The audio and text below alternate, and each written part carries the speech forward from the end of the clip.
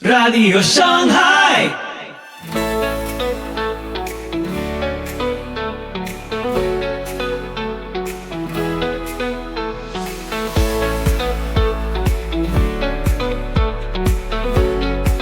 Muy buenos días, muy buenas tardes, muy buenas noches.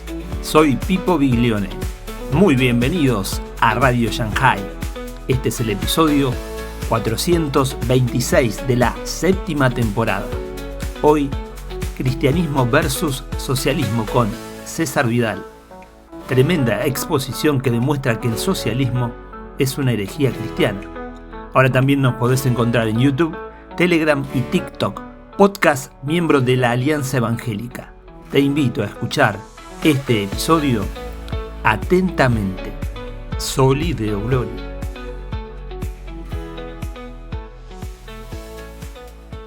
Sobre un tema como es el de socialismo versus cristianismo o cristianismo versus socialismo. En primer lugar, tengo que decir que el socialismo comparte algunos énfasis de carácter moral con el cristianismo. Por ejemplo, la idea de que hay una injusticia y que hay que luchar contra la injusticia es una idea que aparece en las páginas de la Biblia y es una idea que comparte el socialismo. Lo que sucede es que el socialismo, en realidad, desde muchos puntos de vista, y lo que voy a decir a alguno le sonará curioso, es una herejía cristiana. Es decir, es una herejía cristiana como lo es, por ejemplo, el Islam, como lo es la teología de los adventistas del séptimo día, como lo es, por ejemplo, la teología de los testigos de Jehová. Es decir, hay algunos aspectos del cristianismo que toma, pero los retuerce y los mueve de tal manera que al final desvirtúa lo que enseña el cristianismo, aunque no es difícil contemplar cuál es el punto de origen de esos énfasis. Esto no es una idea rara que a mí se me ha ocurrido mientras preparaba esta exposición. Engels, que es el gran compañero de Karl Marx y en realidad el cofundador del pensamiento marxista. El pensamiento marxista lógicamente le debe mucho a Karl Marx, pero no le debe mucho menos a Friedrich Engels, que fue su amigo íntimo de décadas. Señalaba en algunos de los escritos que él escribió sobre la historia del cristianismo primitivo que las comunidades cristianas primitivas que vivían de una manera en la que periódicamente se veían sometidas a persecución, que vivían ayudándose los unos a los otros, que vivían de una manera fraternal, él decía, bueno, para que ustedes se hagan una idea de lo que eran las comunidades cristianas en el siglo I, piensen en las células socialistas de la actualidad a mediados del siglo XIX. Posiblemente la comparación no es exacta en algunos aspectos, entre ellos, entre lo que creían esas células socialistas y lo que creían en las comunidades cristianas primitivas, pero sí es exacta en cuanto a grupos pequeños, sometidos al ostracismo e incluso la persecución social y que se ayudaban entre ellos porque estaban convencidos de aquello en lo que creían. La comparación en este sentido de Engels es interesante y dice mucho de la tesis que yo voy a sostener. El socialismo, y me voy a detener en ello en los próximos minutos, toma elementos que están en la Biblia, pero los tuerce, los tergiversa y acaba construyendo una forma de pensar y de actuar que en comparación con lo que es el cristianismo de la Biblia sería el equivalente a una secta. Y por cierto, una secta enormemente peligrosa porque en el siglo pasado costó la vida a unos 100 millones de personas. ¿En qué sentido estoy comentando que efectivamente el socialismo toma aspectos del cristianismo, pero los tuerce y los tergiversa? Voy a señalar algunos de ellos y podemos ir avanzando con esta cuestión. En primer lugar, el socialismo tergiversa el sentido de la acción, de la visión que de los bienes tenían los primeros cristianos. Y vamos a ir al libro de los Hechos, donde aparecen dos textos que son muy significativos al respecto. El primero está en el libro de los Hechos, capítulo 2, y versículos Del 40 en adelante es un pasaje donde se describe la comunidad cristiana de Jerusalén inmediatamente después de la predicación de los apóstoles en Pentecostés, y dice así en Hechos 2 y versículos del 40 en adelante. Y con otras muchas palabras testificaba, está hablando de Pedro, y les exhortaba diciendo: sed salvos de esta perversa generación. Así que los que recibieron su palabra fueron bautizados, y se añadieron aquel día como 3.000 personas. Y perseveraban en la doctrina de los apóstoles, en la comunión unos con otros, en el partimiento del pan y en las oraciones. Y sobrevino temor a toda persona, y muchas maravillas y señales eran hechas por los apóstoles. Todos los que habían creído estaban juntos y tenían en común todas las cosas, y vendían sus propiedades y sus bienes y los repartían a todos según la necesidad de cada uno. Y perseverando unánimes cada día en el templo y partiendo el pan en las casas, comían juntos con alegría y sencillez de corazón, alabando a Dios y teniendo favor con todo el pueblo, y el Señor añadía cada día a la iglesia los que habían de ser salvos. El segundo pasaje que vamos a ver está en el libro de los Hechos, un poquito más adelante, en el capítulo 4, a partir del versículo 32. De nuevo, estamos hablando de otra nueva predicación, esta vez ante el Sanedrín o el concilio, y como en un momento determinado, cuando Pedro y Juan son puestos en libertad, se reúnen con el resto de los hermanos, oran, no para que el Señor les libre de la persecución, sino para ser íntegros y valientes en medio de la persecución. Y de nuevo, Lucas, el autor del libro de los Hechos, hace un breve sumario de cómo vivía esta gente. Y dice así en Hechos 4 y versículos del 32 en adelante. Y la multitud de los que habían creído era de un corazón y un alma, y ninguno decía ser suyo propio nada de lo que poseía, sino que tenían todas las cosas en común, y con gran poder los apóstoles daban testimonio de la resurrección del Señor Jesús, y abundante gracia era sobre todo ellos. Así que no había entre ellos ningún necesitado, porque todos los que poseían heredades o casas las vendían y traían el precio de lo vendido y lo ponían a los pies de los apóstoles, y se repartía a cada uno según su necesidad.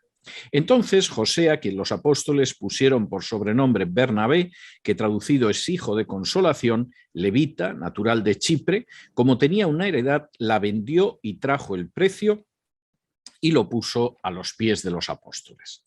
Una lectura socialista, evidentemente, se agarraría a estos dos pasajes, el de Hechos 2 y el de Hechos 4, y diría, bueno, los primeros cristianos eran comunistas, y el cristianismo posterior ha pervertido ese aliento inicialmente comunista del cristianismo. Esto es algo que ha utilizado la teología de la liberación, que ha aparecido en obras de ficción y en obras de no ficción, etc. En realidad, interpretar que esto es un programa, una forma de vida socialista o comunista, implica retorcer el texto de las Escrituras, como yo señalaba al principio. Primero, y esto me parece muy importante, aquella gente que formaba la comunidad de Jerusalén, que había tenido la experiencia de Pentecostés, que estaba dispuesta a pasar la persecución por predicar a Cristo, que efectivamente se sentían impulsados muy íntima y muy poderosamente por el Espíritu Santo, eran movidos no por el Estado, sino por su vivencia espiritual, a no considerar como propias las cosas que tenían. Y en este sentido, una de las consecuencias de su profundísima experiencia espiritual era que no consideraban que lo suyo era propio. Y por supuesto no toleraban que hubiera necesitados entre ellos, y por supuesto en un momento determinado hasta vendían cosas que eran suyas, las entregaban a los apóstoles, y eso era algo que servía para suplir las necesidades de los más necesitados. Esto era algo totalmente voluntario y originado en el impulso del espíritu. No era el Estado expropiando a los expropiadores, como es la frase clásica de Lenin o de Marx, es decir, les quitamos a la gente las cosas y la dictadura del proletariado las distribuye. Era gente que voluntariamente tenía una experiencia espiritual tan profunda y tan fuerte que no podía tolerar que sus hermanos pasaran necesidad. Y que si para eso, para atender esas necesidades, tenían que desprenderse de cosas que tenían, lo hacían. Pero era una experiencia espiritual y voluntaria, no provocada por el Estado o por un régimen de partido único. Segundo, y esto es enormemente importante, esa experiencia iba precedida por la experiencia de la conversión.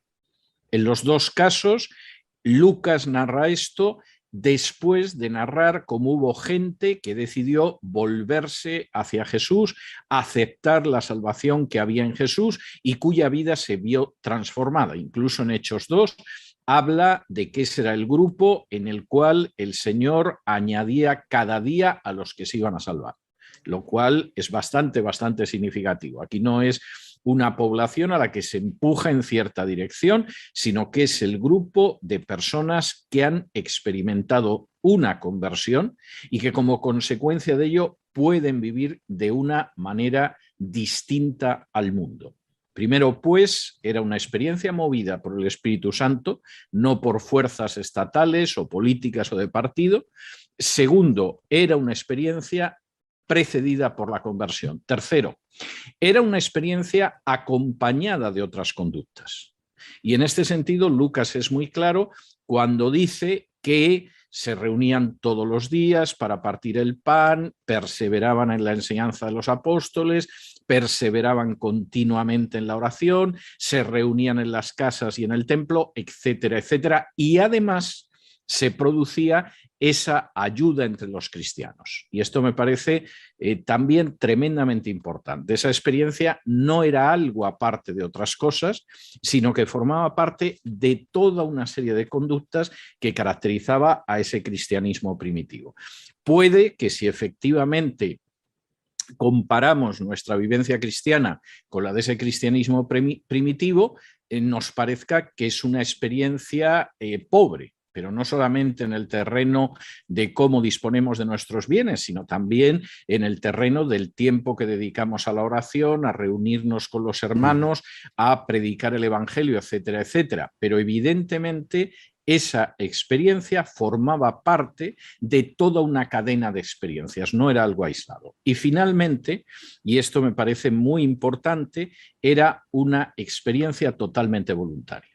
Si me acompañan ustedes al capítulo 5 de los Hechos, justo después de los últimos versículos que hemos leído, aparece un episodio que a mí me parece tremendamente revelador. Dice así en Hechos, capítulo 5 y versículos del 1 en adelante, después de hablar, pues como incluso en el caso de Bernabé, pues tenía una heredad y la vendió y le dio el dinero a los apóstoles para que ayudaran a los necesitados, dice así, en Hechos 5 del 1 en adelante.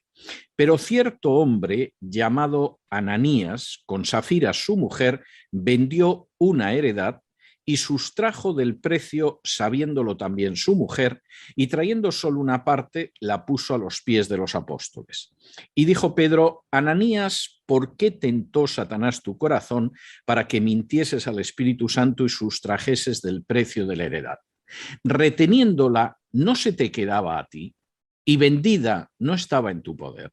¿Por qué pusiste esto en tu corazón? No has mentido a los hombres, sino a Dios.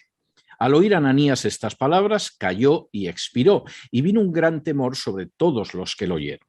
Y levantándose los jóvenes, lo envolvieron y sacándolo, lo sepultaron. Pasado un lapso como de 3 horas, sucedió que entró su mujer no sabiendo lo que había acontecido. Entonces Pedro le dijo: dime, ¿vendisteis en tanto la heredad? Y ella dijo: sí, en tanto. Y Pedro le dijo: ¿por qué convinisteis en tentar al Espíritu del Señor? He aquí a la puerta los pies de los que han sepultado a tu marido y te sacarán a ti. Al instante ella cayó a los pies de él y expiró.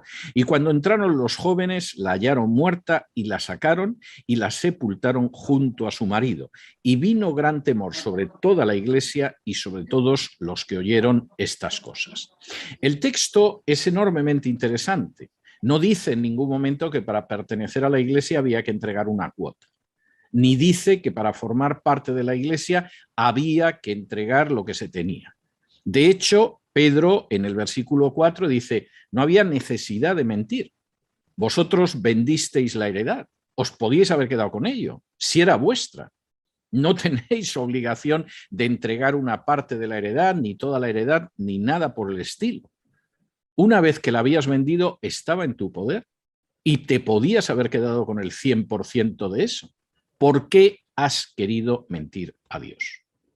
El gran pecado de Ananías y Safira no es que no entregaran todo o una porción, etcétera, sino que pretendieron mentir. Es decir, vendemos la heredad, damos una parte, quedamos de maravilla, como que efectivamente estamos en esta línea de entusiasmo, de como Bernabé, de dar lo que tenemos para ayudar a los necesitados, y bueno, de paso nos guardamos una parte. No, eso es mentir y el pecado es mentir. Curiosamente, como dice el versículo 4 y como dice el versículo 9, el pecado no es el hecho de que dieran o no dieran.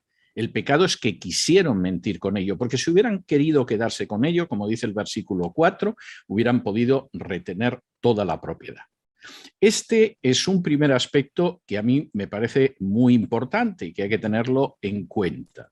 En primer lugar, el socialismo, todavía más el comunismo, insiste en la idea de ese reparto de bienes, de esa expropiación de bienes, de atender mediante esa sustracción de bienes a los necesitados. Y esto suena bien. E incluso no es extraño que alguien apele a los orígenes cristianos de esa conducta, pero en realidad la Biblia no está diciendo eso.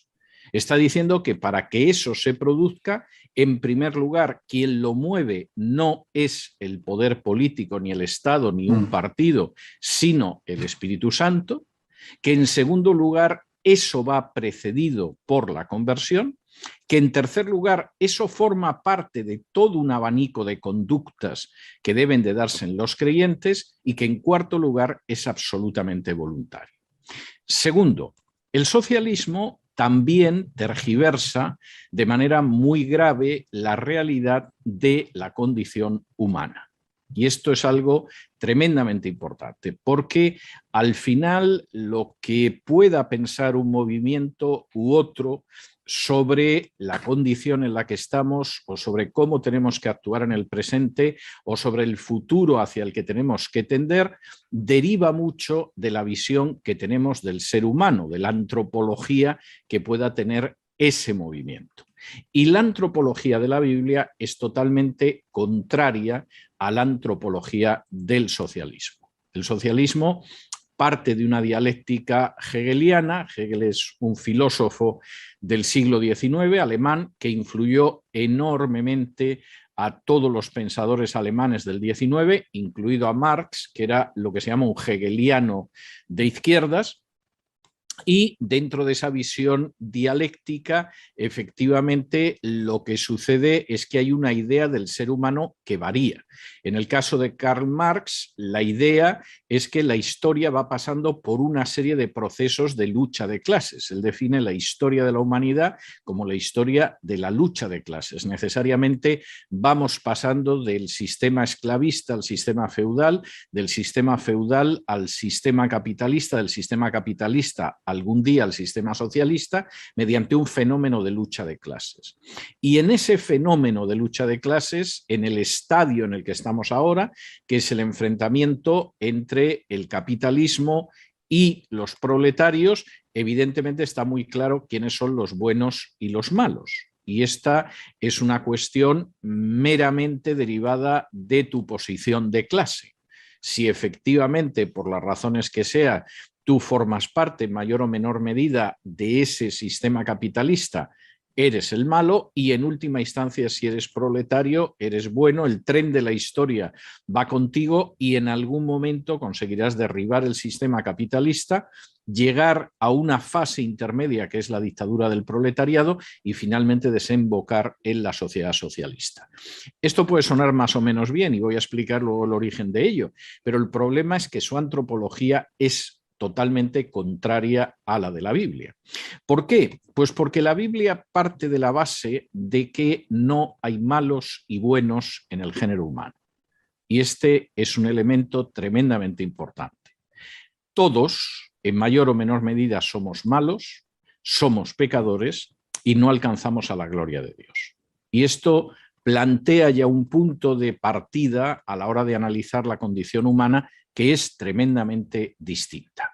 Si vamos, por ejemplo, a Romanos, capítulo 3, aparece una afirmación que choca tremendamente con esa división de buenos y malos que tiene de por sí el socialismo. Si vamos a Romanos, capítulo 3, aquí la división que hace Pablo del género humano, pues no hay manera de encajarla en el socialismo. Dice así, de hecho, Pablo en los 2 primeros capítulos de Romanos ha ido sentando en el banquillo a todo el género humano, primero ha sentado en el banquillo a los no judíos. Uno se imagina a los judíos aplaudiendo a Pablo y diciendo muy bien, Pablo, que quede claro que estos paganos son absolutamente inmorales y condenables, pero en el capítulo 2 Pablo empieza a hablar de los judíos y tampoco quedan bien parados porque tienen la ley, tienen muchas cosas que los coloca en una situación mejor que los gentiles, pero no la han aprovechado en absoluto. Y en el capítulo 3 Pablo llega a unas conclusiones que son tremendas. En el capítulo 3 y versículos, por ejemplo, del 9 en adelante dice así: ¿qué pues? ¿Somos nosotros mejores que ellos?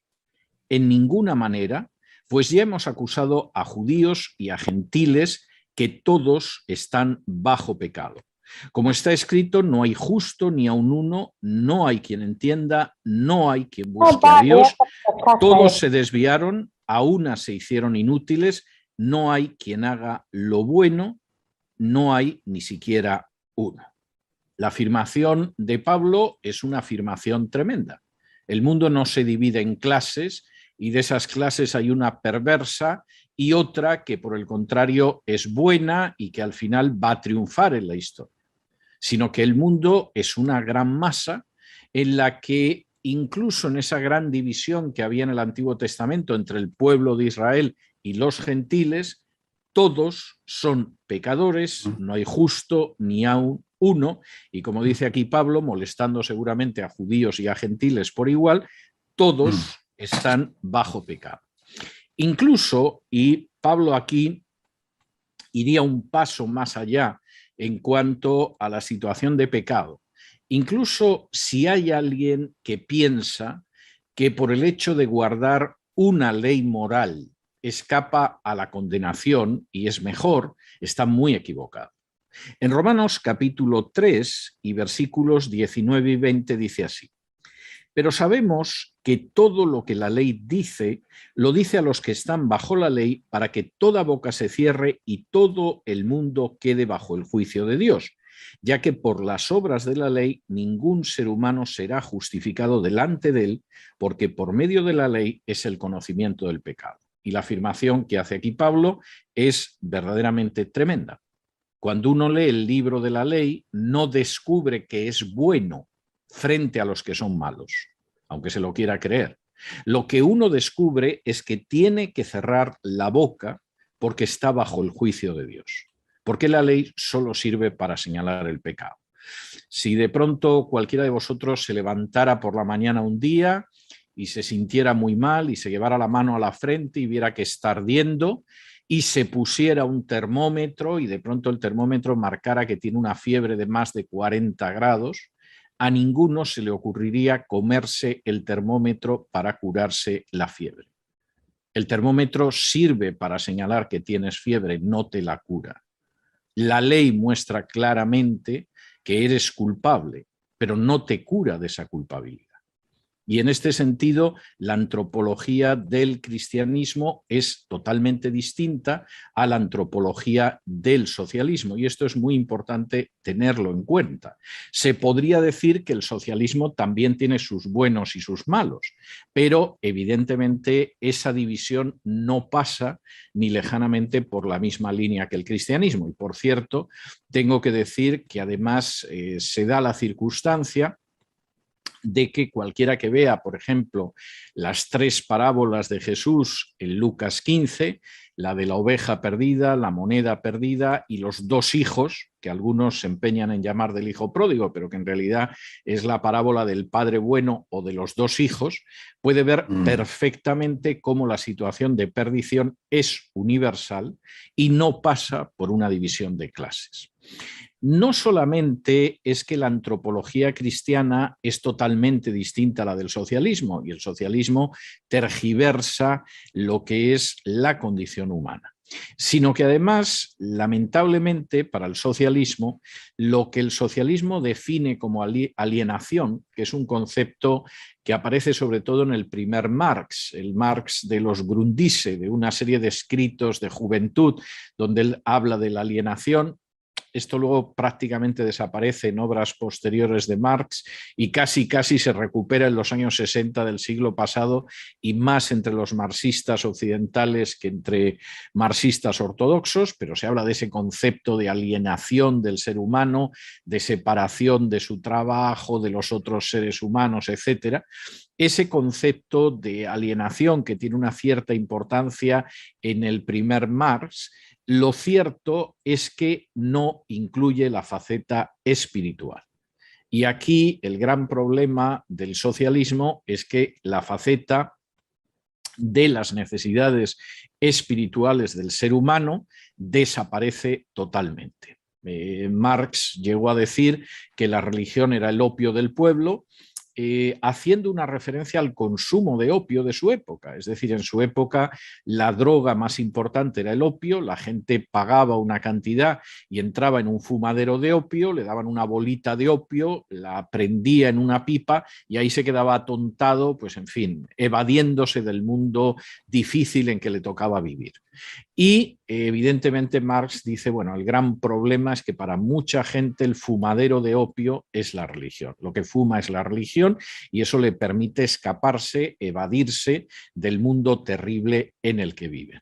Por supuesto, la idea del cristianismo es que la religión no salva al hombre, y ahí podría haber un cierto paralelo con Marx. Yo no tendría ningún problema en decir que la religión es uno de los opios del pueblo, no el opio del pueblo, pero sí uno de los opios, pero al mismo tiempo me parece obvio que hay una serie de necesidades espirituales a las que no responde el socialismo, porque su visión del ser humano es una visión limitada y además equivocada. Y permítanme que les dé 2 ejemplos de la misma historia del socialismo. En 1917, el partido bolchevique ruso, que después se denominaría Partido Comunista, es un partido que llega al poder mediante un golpe de Estado en la capital de la Rusia de entonces, que estaba en San Petersburgo. Y se inicia la segunda fase de la Revolución Rusa.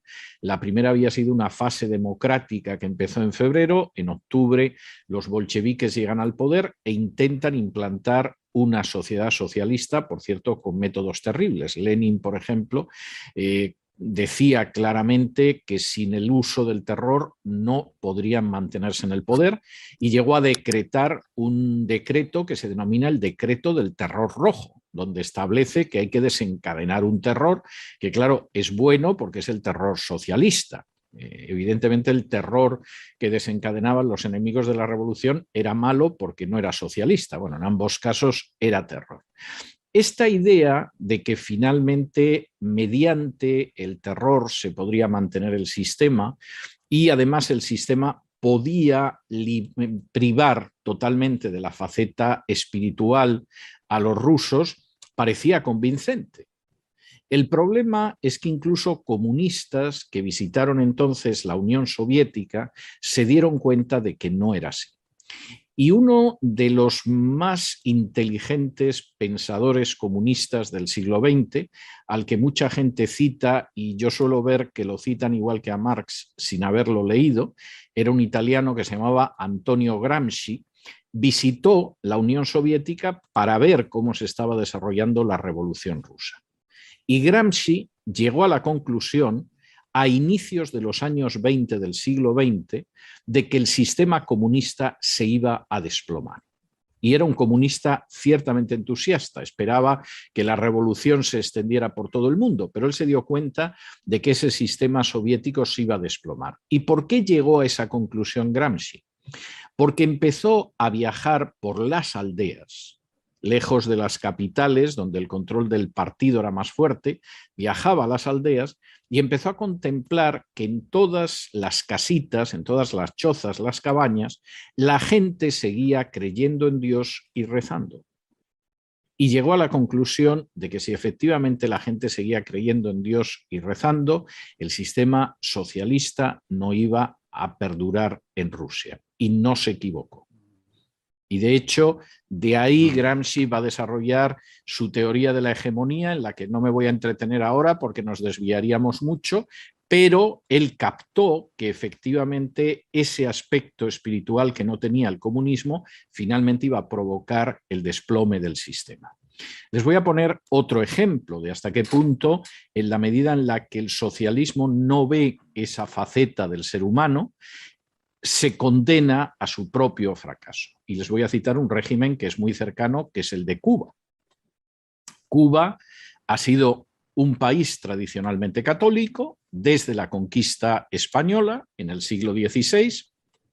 A partir del siglo XIX empezó a tener misiones evangélicas y los evangélicos en Cuba eran una pequeña minoría, pero con mucho prestigio, porque también abrieron muchos colegios y algunos de los colegios más importantes de Cuba eran evangélicos, y cuando triunfa la Revolución Cubana en el 58 y sobre todo a partir del 59-60 es obvio que va en una línea comunista, evidentemente la situación espiritual de la isla cambió. Pero no cambió en el sentido de que de pronto todo el mundo se volviera ateamente comunista o comunistamente ateo. La Iglesia Católica se ha desplomado, es decir, hay muy poquita gente en Cuba que en estos momentos sea católica, a pesar de que el régimen comunista trata muy bien a la Iglesia Católica, porque entiende que la Iglesia Católica en algún momento podría ayudar en procesos de dificultad para el régimen. Los evangélicos han crecido mucho en los últimos años, sobre todo a partir de los grupos caseros, pero curiosamente la gente que no es católica y que no son evangélicos no son ateos. En su mayoría practican una forma de hechicería, una religión afroamericana que es la santería. Hace apenas unos meses, hablando con una persona que estaba estudiando mucho ese fenómeno de hechicería en Cuba, me decía que había zonas de la isla donde el 70% de la población, 70% practicaban la santería. Lo cual quiere decir que aunque el régimen sea oficialmente ateo desde hace más de 60 años y haya contado con que la religión es el opio del pueblo, etcétera, al final existe una faceta del ser humano que es profundamente espiritual, que tiene anhelos espirituales y que tiene necesidades espirituales. Y si no encuentra la verdad, derivará hacia la superstición, a lo mejor, o hacia una religión institucional histórica. Pero el ser humano, por su propia naturaleza, tiene esa necesidad y ahí el socialismo evidentemente tiene problemas para dar una respuesta.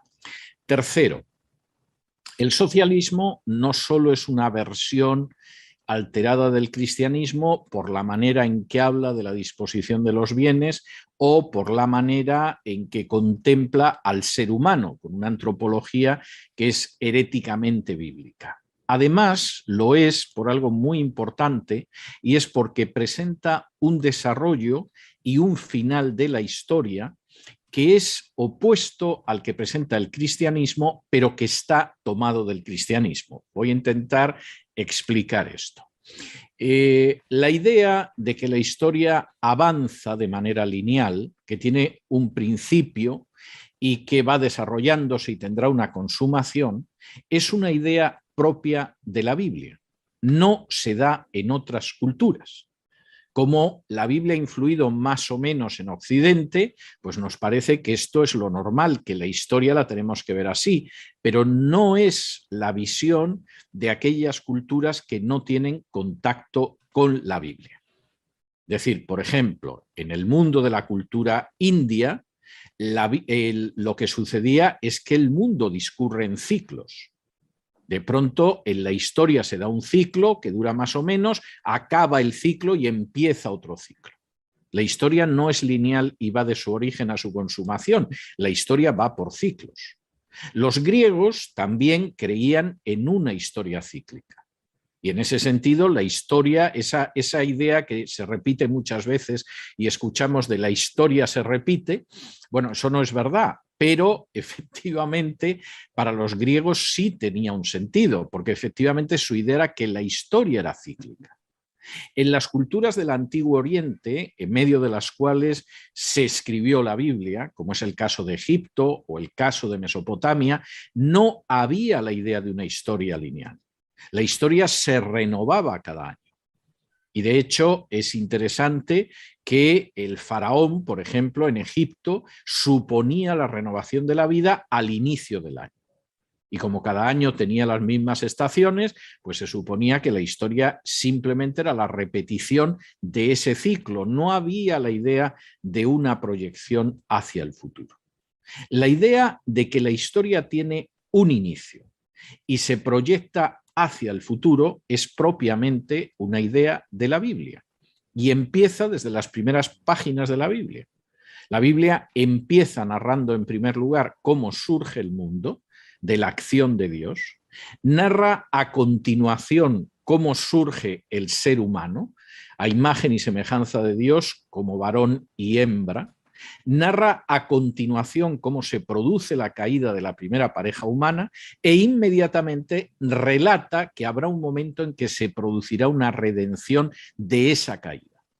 La caída significa que quedamos alienados de Dios, de la naturaleza y de los otros seres humanos, incluso de aquella persona que puede compartir matrimonialmente nuestra vida, pero al mismo tiempo, en el momento en el que se dicta esa condena sobre el ser humano y sobre el resto de la creación, se anuncia la redención. La historia no va a ser un ciclo, como hubiera creído un egipcio, un babilonio, un indio, etcétera, etcétera, sino que la historia es lineal y en algún momento se va a producir la redención y se va a producir el hecho de redimir todo el mal que ha significado la caída. Esta, que es una visión propiamente bíblica, es decir, incluso yo me atrevería a decir que la diferencia en el judaísmo y en el cristianismo está en el hecho de que el judaísmo cree en la redención del Mesías y el cristianismo cree en la redención del Mesías y dice el Mesías ya vino y volverá, pero la visión lineal es semejante. Eso es cambiado en el socialismo por otra visión que también es lineal, pero que no es la del cristianismo. Es una visión en la que vamos a llegar al paraíso al final. Es decir, vamos a tener nuevos cielos y nueva tierra, pero no van a ser los nuevos cielos y la nueva tierra que anuncia la Biblia. Será la sociedad socialista. Y esto es algo bastante claro. Marx no dedicó mucho tiempo ni mucho espacio a hablar de la sociedad socialista, entre otras cosas porque sabía que eso era meterse en un jardín del que era muy difícil salir, pero por supuesto habla de cómo la historia se va a consumar.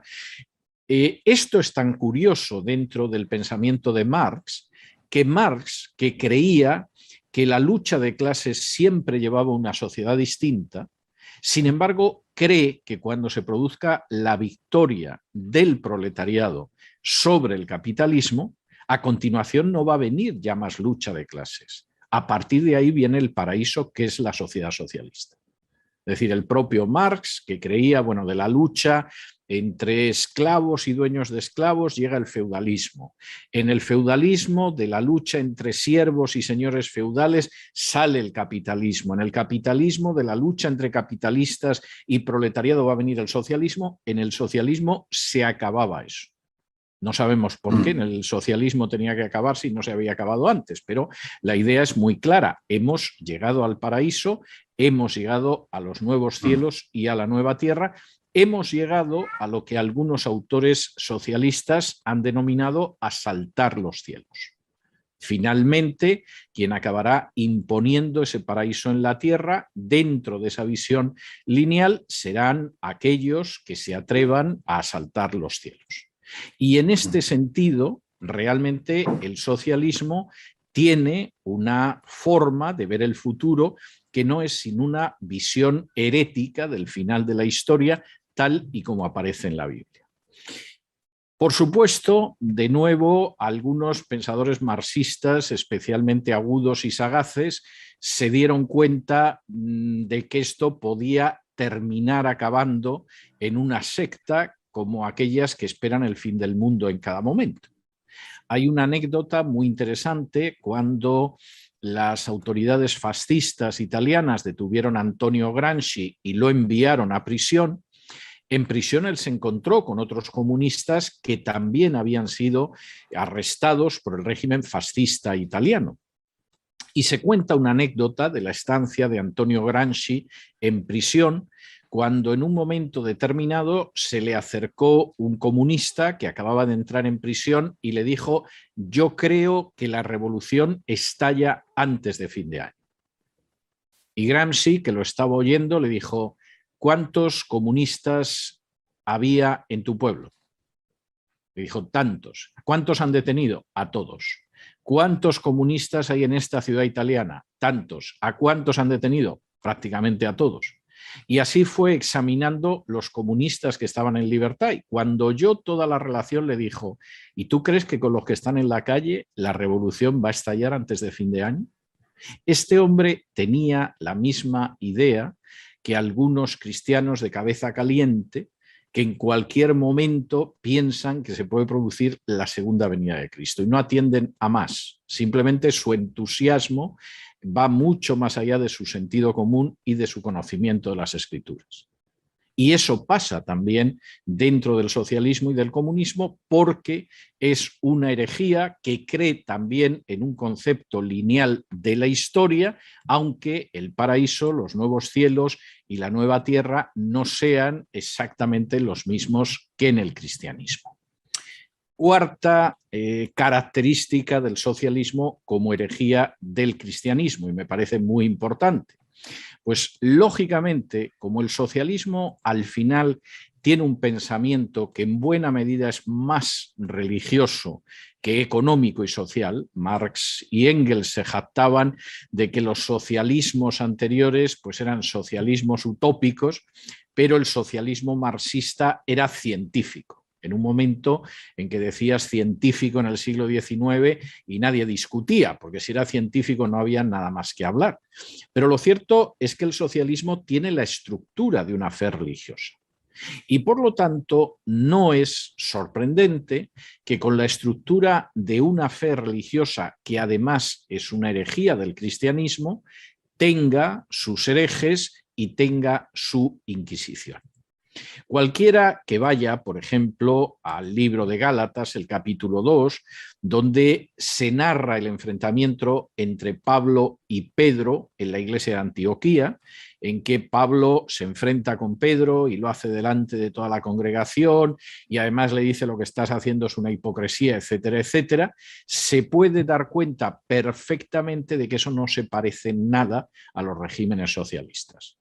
Lo primero que desaparece en los regímenes socialistas, como pasa, por ejemplo, en las naciones cuya religión mayoritaria ha sido la Iglesia Católica, es que se acaba la libertad. Hay herejes y a los herejes los juzgamos y, por supuesto, no los quemamos, pero bueno, los podemos fusilar, los podemos encerrar en la cárcel o los podemos enviar a un campo de concentración.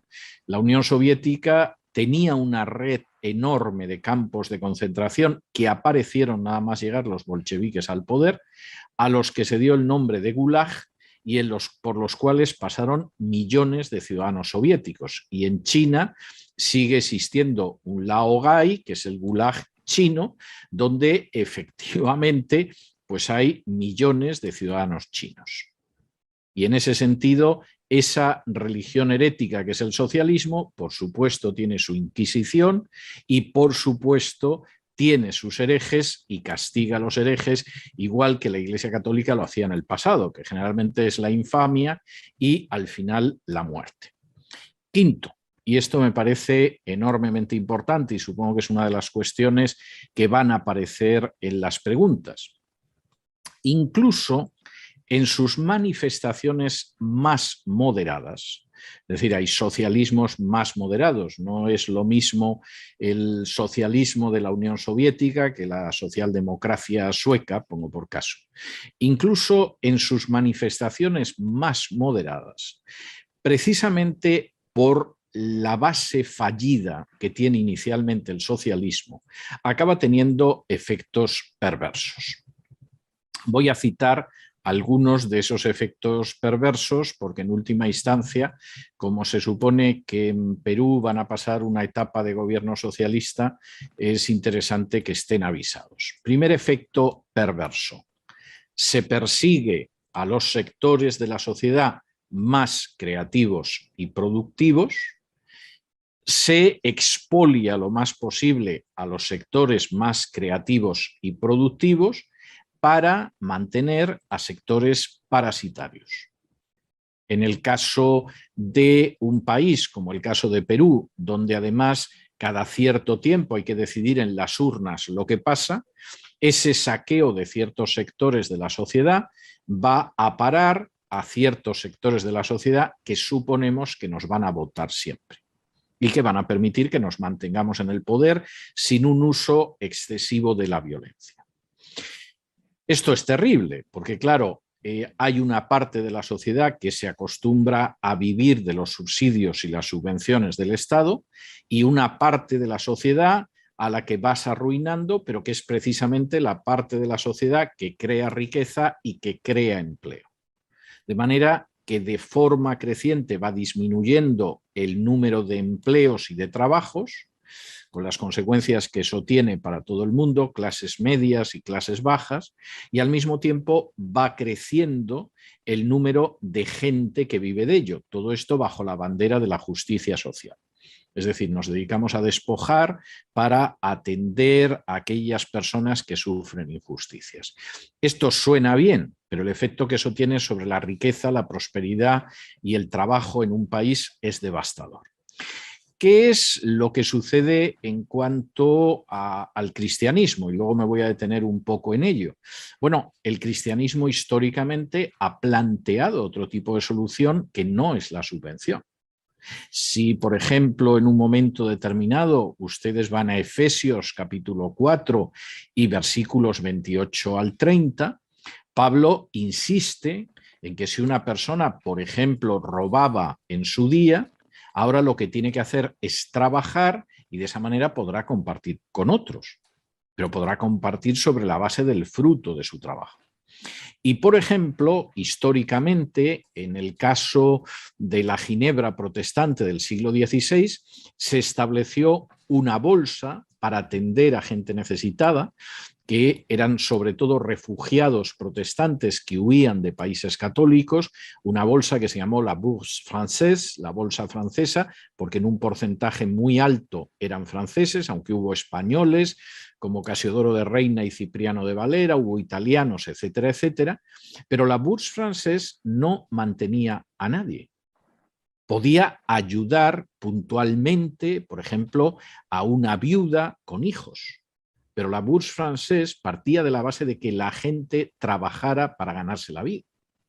Si uno llegaba, por ejemplo, a Ginebra y era un zapatero, no mantenían al zapatero por llegar a Ginebra.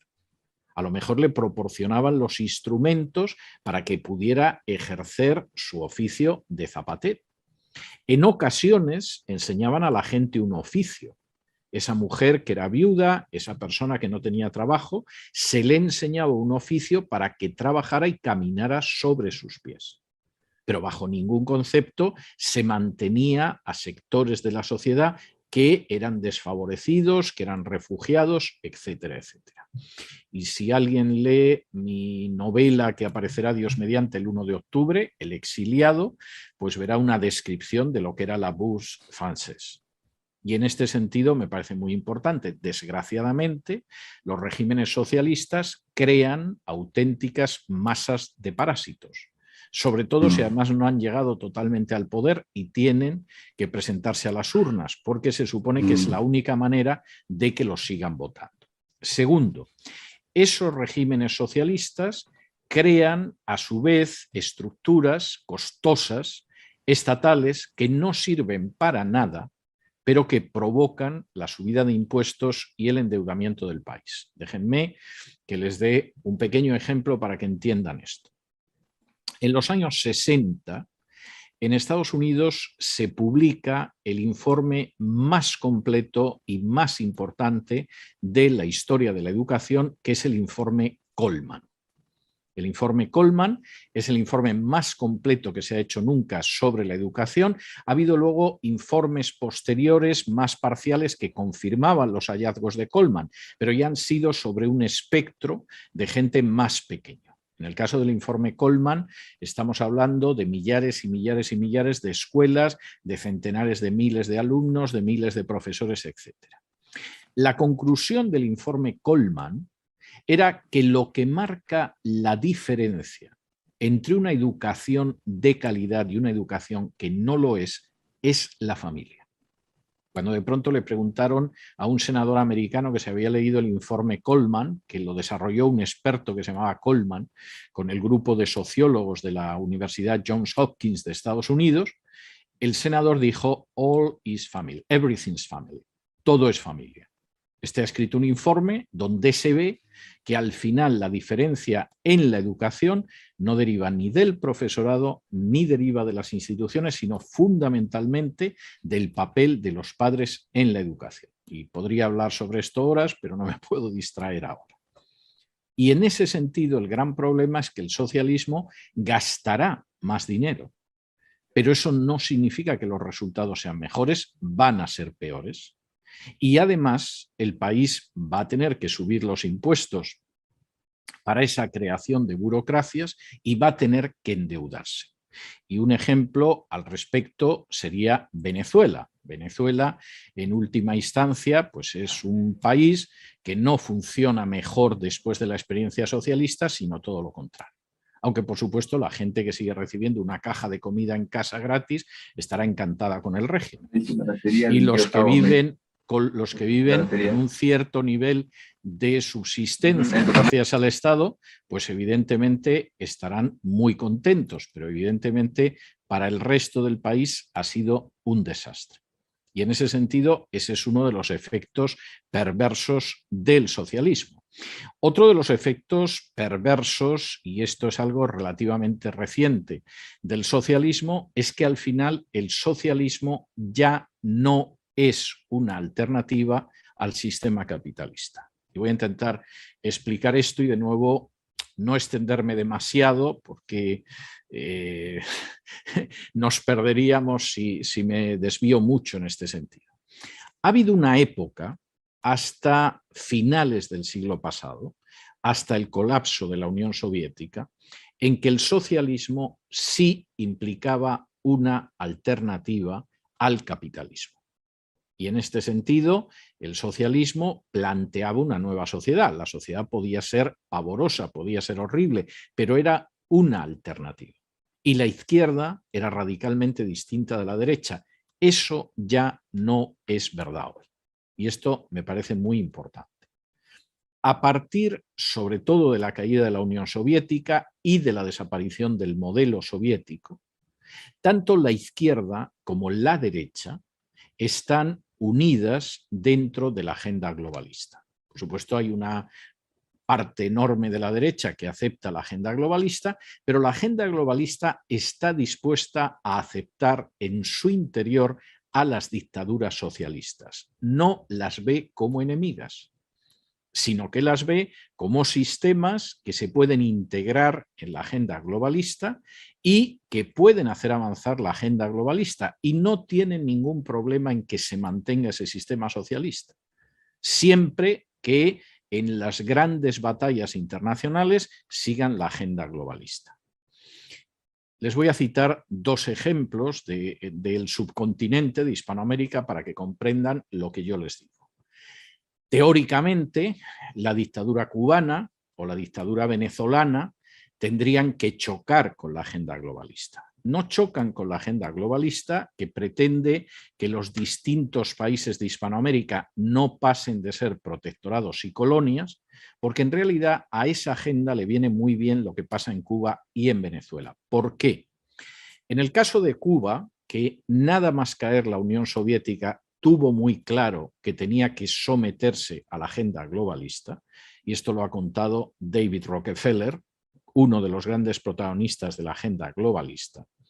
El régimen cubano puede ser una dictadura y la agenda globalista le seguirá dejando ser una dictadura comunista, pero tiene que someterse a los dogmas de la agenda globalista. ¿Lo está haciendo? Sí. Por ejemplo, la dictadura cubana ya ha reformado su constitución para que pueda haber un matrimonio homosexual. La dictadura cubana durante años encerró en cárceles y campos de concentración a los homosexuales, pero ya ha cambiado todo para adaptarse a la agenda globalista, para que la dejen sobrevivir dentro de la agenda globalista, y ha reformado la Constitución para incluir el matrimonio homosexual. No solo eso. ¿Saben ustedes quién es la jefa del lobby LGTBI, del lobby gay en Cuba, que el Día del Orgullo Gay sale con la bandera del arco iris defendiendo la agenda gay en la dictadura cubana? La hija de Raúl Castro, sobrina de Fidel Castro. De manera que, por supuesto, una dictadura puede ser comunista. No nos importa que oprimas a la gente con una dictadura comunista, siempre que te sometas a los dogmas de la agenda globalista. El otro caso, que es un caso especialmente revelador, es Venezuela. Hay mucha gente que se pregunta cómo es posible que aguante el régimen de Venezuela. El régimen de Venezuela aguanta por una sencilla razón, y es porque tiene el control de los mecanismos de represión, tanto las Fuerzas Armadas como las fuerzas policiales. ¿Y cómo mantiene Maduro las Fuerzas Armadas y las fuerzas policiales? Muy sencillo, sometiéndose a la agenda globalista. Permítanme que les dé dos ejemplos. En estos momentos, Venezuela es saqueada, expoliada, despojada de sus inmensas riquezas naturales por multinacionales de aproximadamente unos 40 países, de los cuales la inmensa mayoría son democracias. Estados Unidos, incluso en la época de Trump, podía insultar a Maduro, podía impedir que algunos jerarcas del régimen fueran a hacer compras a Miami o a Nueva York, etcétera, etcétera. Pero Donald Trump cada 2 meses volvía a firmar un permiso para que Chevron, una compañía petrolera americana que antes se llamaba Standard Oil, siga negociando con Maduro. Y el dinero que le dan a Maduro por el saqueo de las materias primas venezolanas, y le dan Estados Unidos, Gran Bretaña, Alemania, Francia, Suecia, Suiza, el Canadá, etcétera, es lo que mantiene a Maduro en el poder. ¿Nos importa que Maduro esté saqueando Venezuela? No, estamos encantados de que Maduro saquee Venezuela. Si viniera un presidente honrado y patriota, no podríamos robar en ese país como lo estamos haciendo ahora. Lo que sí le exigimos a Maduro es que, igual que la dictadura de Fidel Castro, se someta a los dogmas de la agenda globalista. Y Maduro lo hace. Les voy a dar un ejemplo de hace apenas unas semanas. Maduro aparece en televisión y da gracias a todas, todos y todes, dentro de una manifestación profundamente estúpida de eso que llaman lenguaje inclusivo. Apenas 24 horas después aparece Joe Biden, actual presidente de los Estados Unidos, para decir que las elecciones de fin de año en Venezuela van a ser limpias y justas. Bueno, no hay quien se crea que las elecciones de fin de año en Venezuela van a ser limpias y justas, pero Biden ha decidido que es así. Y ha decidido que es así simplemente porque Venezuela se ha integrado dentro de la agenda globalista. De manera que si en el pasado uno podía creer, y podía creer además con cierta base, que el socialismo implicaba una especie de alternativa, a lo mejor la alternativa era peor, pero había una alternativa a la explotación capitalista, que vaya sabiendo que en estos momentos el socialismo e incluso el comunismo ya están integrándose a pasos agigantados en la agenda globalista que pretende privar de soberanía, libertad e independencia a todas las naciones del mundo y de manera muy especial a las naciones de Hispanoamérica. De manera que este es un elemento que tienen ustedes que tener en cuenta. Bueno, y después de este panorama que les he dibujado, que es bastante poco agradable, la pregunta es, ¿existe alguna alternativa? Bueno, voy a intentar tomar no más de 5 minutos, porque no quiero abusar de su paciencia, en explicar que sí existe una alternativa y que además esa alternativa me parece importante. Y ya les adelanto que la alternativa no es la derecha. Es más, viendo los partidos clásicos de derechas en Hispanoamérica, lo que han hecho a lo largo de la historia, lo más que se puede decir de ellos es que no lo hicieron tan mal como los partidos de izquierdas, pero no mucho más. Es decir, hay situaciones de injusticia, de ignorancia, etcétera, que se han ido perpetuando. Y cuando yo oigo a gente que pertenece a la Iglesia Católica, que ha sido uno de los mecanismos de miseria y de sangre mayor que ha padecido la humanidad y desde luego Hispanoamérica, decir que tiene una alternativa maravillosa y salvadora frente al socialismo, si me pilla de buenas me río a carcajadas, si me pilla de malas casi estoy a punto de ponerme a llorar. Porque esta es otra cuestión que ustedes tienen que tener muy presente. ¿Cuál es la salida entonces? La salida, tal como yo la veo, es una alternativa que efectivamente es el cristianismo frente al socialismo, pero no solo frente al socialismo, y que implica la recuperación de una serie de valores bíblicos que en su día recuperó la Reforma y que explica la enorme diferencia que hay entre el norte y el sur de América o entre el norte y el sur de Europa. Esa diferencia gira en torno a cuestiones muy concretas. Cada una de ellas me llevaría horas explicarla, pero por lo menos quiero citarlas y quiero enunciarlas. Implica una visión distinta del trabajo. Y es la idea del trabajo, que no es algo vergonzoso, que no es algo de lo que hay que huir, que no es algo que se divide en trabajos dignos y trabajos indignos, sino que es la idea de que el trabajo es algo de por sí digno, que no es fruto de la caída, sino que Dios ya encargó a Adán en el huerto del Edén antes de la caída. Y este es un elemento que marca una enorme diferencia en la visión del trabajo, en la cultura de las naciones católicas, como es Hispanoamérica, y la de aquellas naciones que tuvieron una reforma. Bueno, pues hay que recuperar el concepto bíblico de trabajo. Segundo, hay que darle el valor que se merece a la educación. Los españoles, curiosamente más que los peruanos, los españoles se suelen jactar mucho de que la primera universidad que se abrió en América fue la Universidad de Lima. Y esto, en principio, se supone que muestra que los conquistadores españoles dieron cultura al continente. Como forma de engañarse no está mal. Porque la Universidad de Lima fundamentalmente se dedicaba al derecho, sobre todo al derecho canónico inicialmente, y a la teología. O sea, aquello era más un seminario con una facultad de derecho que una universidad. ¿Cuál es la consecuencia de que finalmente la batalla de la educación se ha perdido siempre en el mundo católico? Pues muy sencilla, que no tenemos una sola universidad hispana, incluyendo España, entre las 500 primeras. Para ver alguna universidad ya tenemos que llegar a la lista de las 500 primeras. No hay ninguna universidad hispana o española o portuguesa o italiana entre las 100 primeras, ninguna en las segundas 200, ninguna en las 300 primeras, ninguna en las 400 primeras, y a partir de las 500 primeras ya aparece alguna española, alguna hispanoamericana. De modo que en términos universitarios, sí, todo lo que se quiera. La primera universidad sería la de Lima.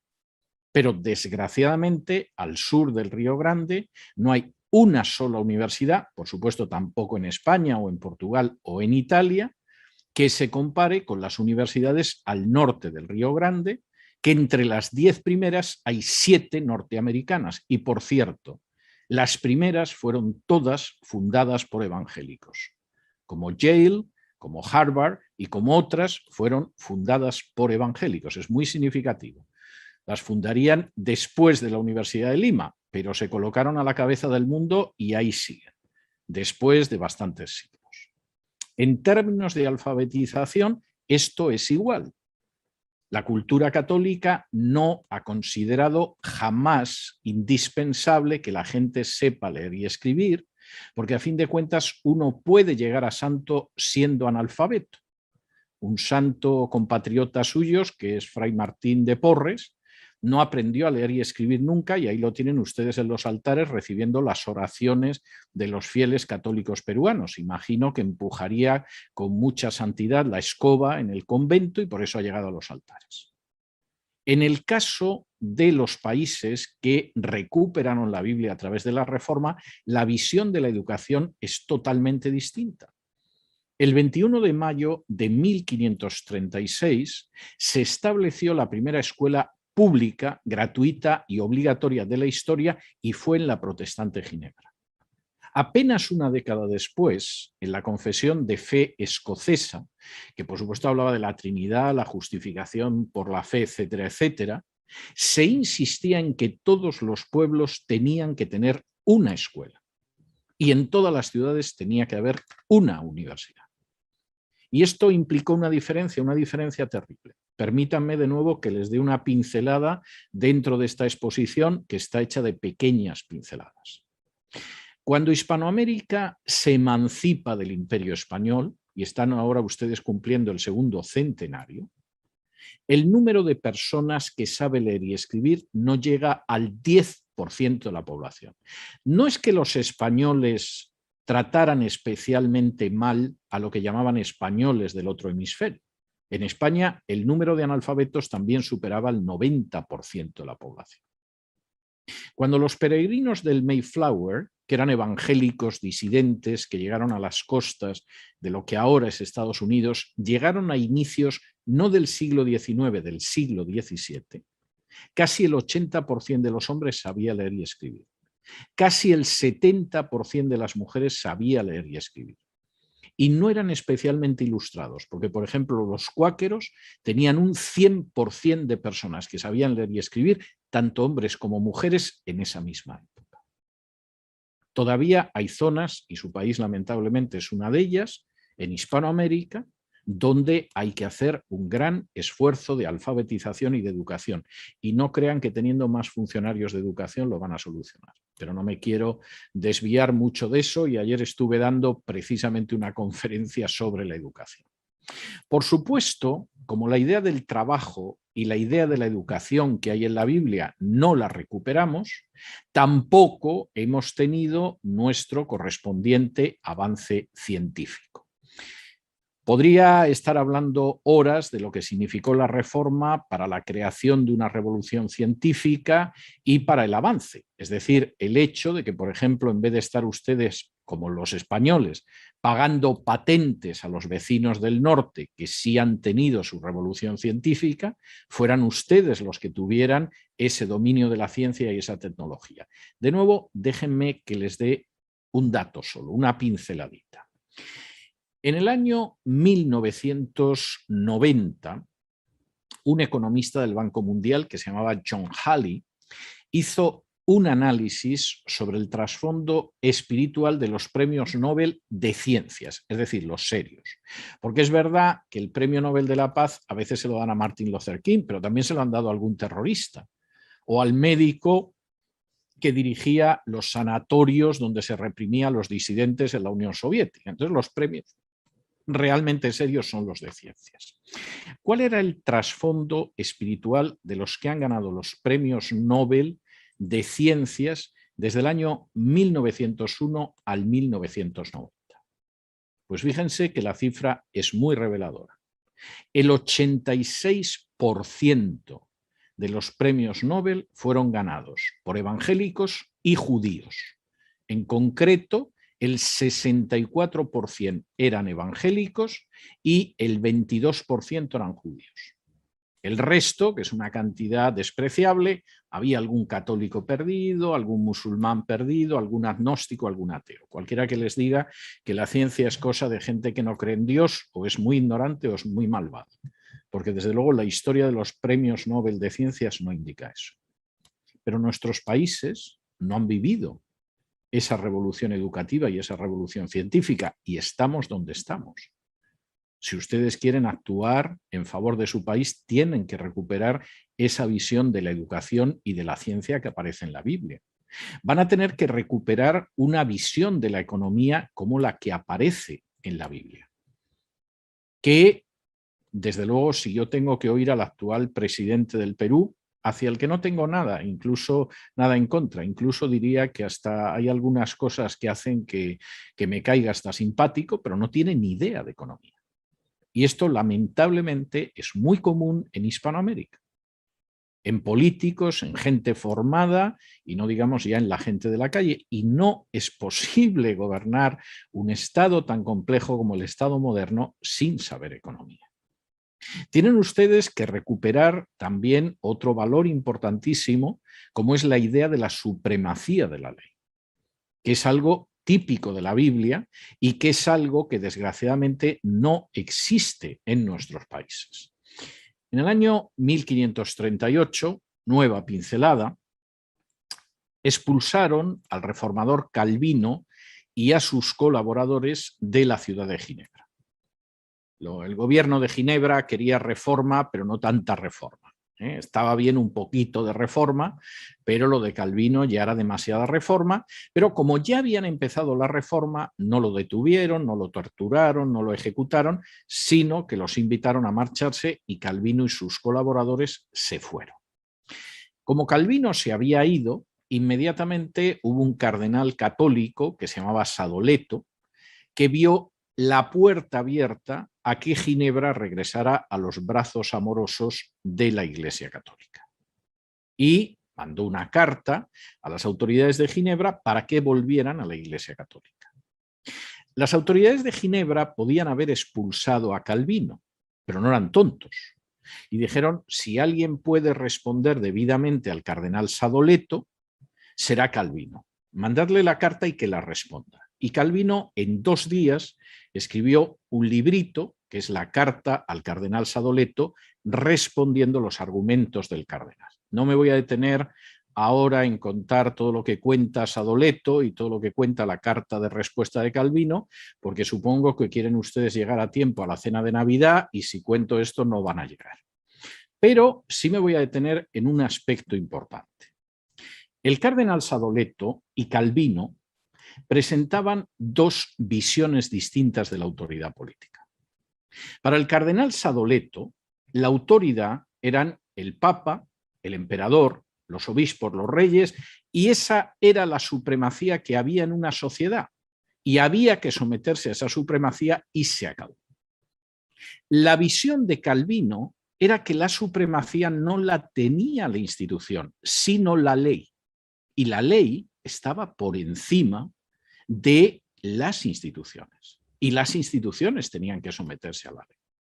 Y en el terreno religioso, la supremacía le correspondía a la Biblia y por lo tanto, si el Papa se apartaba de la Biblia, el Papa era una autoridad ilegítima a la que no había que obedecer obligatoriamente, sino que había que desobedecer obligatoriamente. Nosotros, en Hispanoamérica, pero también en España, hemos seguido el principio del cardenal Sadoleto. La supremacía no la tiene la ley, la tienen las instituciones. Cuando llegaba una norma del rey de España al virreinato de Perú, para que explotaran un poquito menos a los indios, porque claro, los indios se morían. Las madres indias mataban a los niños al nacer porque temían por el futuro que les esperaba de explotación. Los indios se suicidaban. Entonces, cuando esa norma para, en fin, explotarlos un poco menos llegaba al Perú, el virrey del Perú la colocaba sobre su cabeza y decía, se acata, pero no se cumple. No discutimos que el rey de España pueda enviar una norma, lo acatamos, pero haremos lo que nos parezca, porque la autoridad aquí es el virrey. Nuestras naciones siguen en esa situación. La supremacía no la tiene la ley.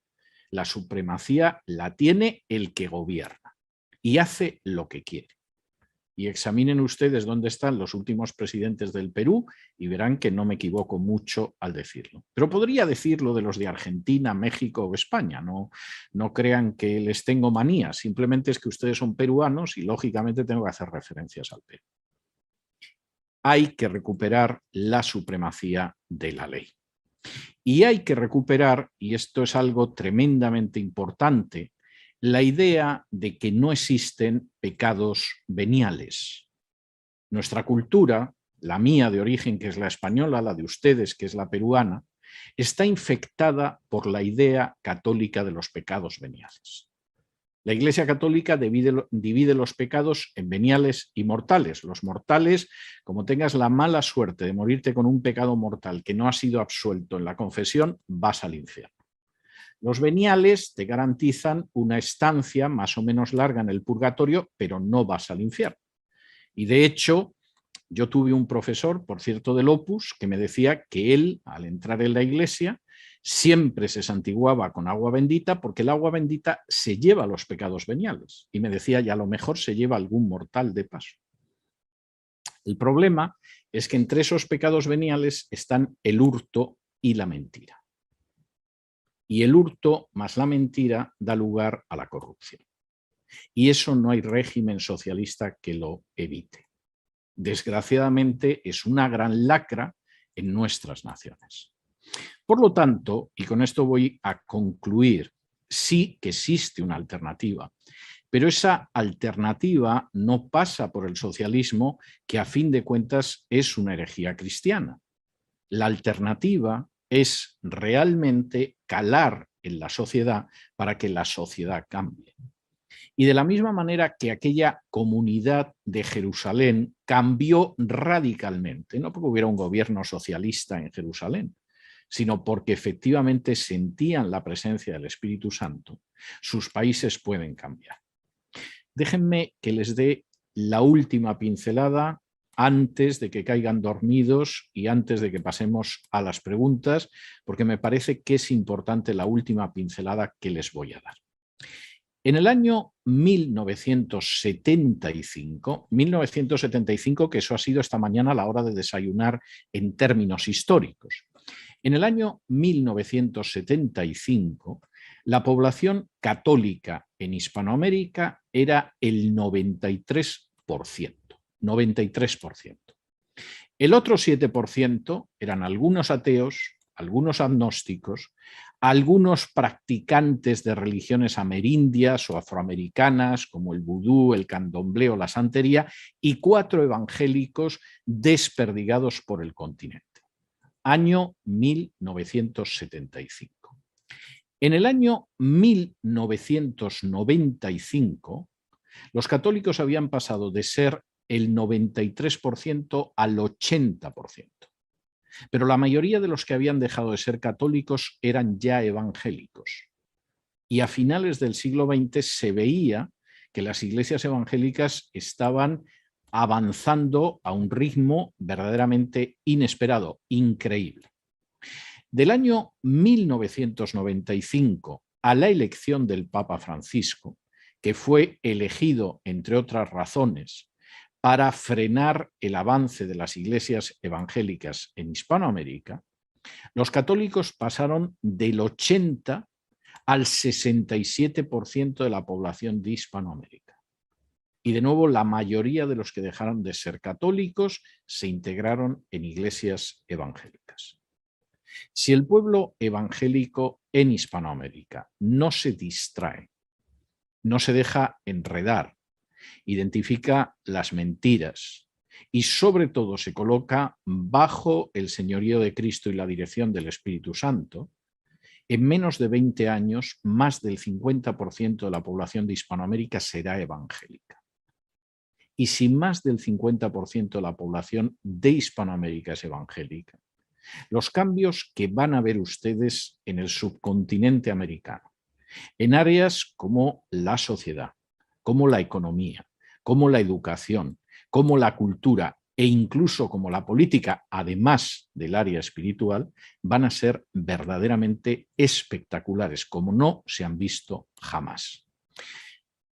Ustedes, jóvenes, de manera lógica, van a vivir más que yo, que estoy en la parte final de mi vida. No sé si la parte final va a durar 15, 20 o 30 años, pero yo sé que estoy ya en la parte final. Mi juventud fue long, long time ago, que dirían en el país donde vivo ahora. Pero ustedes no están en esa situación, están en la parte inicial de su vida. Y ustedes pueden llegar a transformar, a cambiar, a renovar sus naciones, y en concreto el Perú, de una manera como no se ha conocido en el último medio milenio en el continente americano. Ese es el desafío que ustedes tienen que tener. Y para eso no se pueden dejar desviar por una herejía como el socialismo, sino que tienen que abrazar esos valores bíblicos que recuperó la Reforma y que predicó el cristianismo cambiando el mundo. Muchas gracias, que el Señor les bendiga. Así concluimos el programa de hoy. Recordá que podés seguirnos en Facebook e Instagram. Dejanos tus comentarios y si te gusta, compartilo. Te invitamos, Dios mediante, a escuchar nuestro próximo episodio. Que Dios te bendiga.